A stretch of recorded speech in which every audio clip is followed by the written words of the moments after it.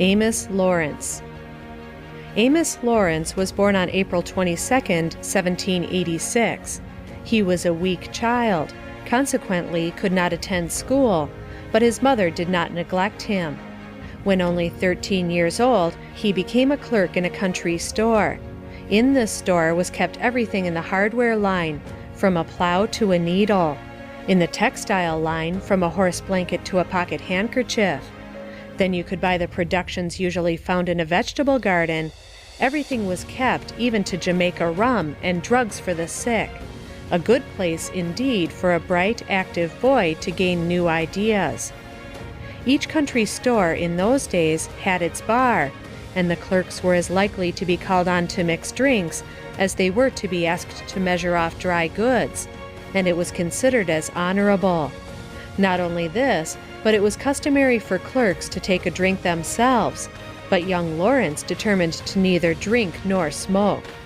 True, he liked the taste of liquor and enjoyed a quiet smoke, but he argued that such pleasures not only eat up profits already earned, but left the system in a poor condition to earn more. When we consider that he was a mere lad of 13, or at best 14, when he had decided upon this honorable course, and when we think that at least, for the time being, these luxuries would have cost nothing, we are constrained to say no wonder he became a rich man. If our young men would only save the money they yearly smoke up and spend for other needless things, we would have clearer-headed and much wealthier men. Our young men all desire to gain wealth and the highest enjoyments possible in this world, but are not willing to pay for them. If they would examine the lives of a great many of our most wealthy and influential men of today, they would be surprised to learn how few even smoke. If you see a man with a high hat, gaudily dressed, smoking and seemingly inviting your attention at some horse trot, where he is making a great display of wealth in the way of bets, you can set it down as pretty certain that that man is a clerk working at $10 or $15 per week, or at best a mere curbstone broker who will never rise to anything higher. Real wealth and distinction never invite your attention. One would hardly take that plain old gentleman, walking along the street yonder, for other than a country deacon, yet the check of Russell Sage will be recognized and honored to the amount of millions. Jay Gould never enjoys himself more than when at home.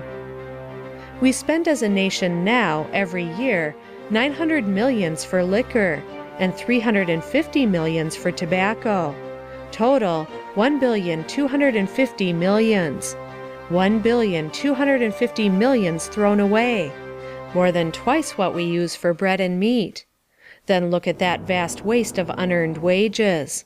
Men can't do two things well at one time. In our large cities we have of late seen drunken men with pipes in their mouths, carrying about the streets a banner inscribed, "Bread or Blood." They propose to make those who have worked intelligently for money now divide. Would it not look far more sensible if the banner bore the inscription henceforth, "I will boycott the tobacconist, and will vote for no man who is not pledged to suppress the saloon oligarchy"? Amos Lawrence had not the benefit of the philanthropic teaching of our age, but he had common sense, and a sense of taste and judgment far in advance of his time. These were the principles with which he laid the foundation to that great fortune and enviable reputation which he lived to enjoy, and which his name will ever recall. We have seen that good habits were the foundation of his success. He also improved his opportunities. He became perfectly familiar with the drug department of the store. He determined early in life to become a wealthy and influential man. To determine to do anything is half the battle. Doubt indulged becomes doubt realized. To think a thing impossible is to make it so. Courage is victory, timidity is defeat. Men who understand these maxims are men who invariably succeed. I say invariably. A man may think he understands when he is groping in midnight darkness. A young man who really is destined to succeed not only intends to become a rich man, or whatever he aspires to be, but lays plans to that end, and is not discouraged if they are blasted. He only recognizes that he is foiled for the time being, and never doubts his ability to succeed ultimately. There is a difference between a blustering braggadocio and a quiet, unassuming confidence in oneself. One leads to certain victory, the other to as certain defeat. Young Lawrence had served his 7 long years of apprenticeship, and had no better opportunity presented itself, he would have succeeded, for he had his plans carefully laid to remain in Groton, and if he had, he would have succeeded. But a merchant who had seen him at the store of his employer no sooner learned of his release than he immediately hired him to come to Boston to enter his store there. Seest thou a man diligent in his business? He shall stand before kings, he shall not stand before mean men. Thither he went part of the way on foot, the rest of the way with an accommodating neighbor who was driving in that direction. He determined to make for himself here a record for honesty, and so well did he succeed that the next year he started business for himself, his principal capital being his reputation and acknowledged ability. He developed a system in his business. He paid every bill on the spot. If he could not pay cash, instead of the regular custom of book accounts, he gave his note, thus no complications could arise to embarrass him. He knew when the money was expected on every bill, and made his calculation, and was never known to be taken by surprise. He was reasonably cautious. He never would promise to do what he might possibly be unable to accomplish. He prospered. Of course he would. Such business principles, pushed by system as Lawrence pushed them, must bring success to any young man.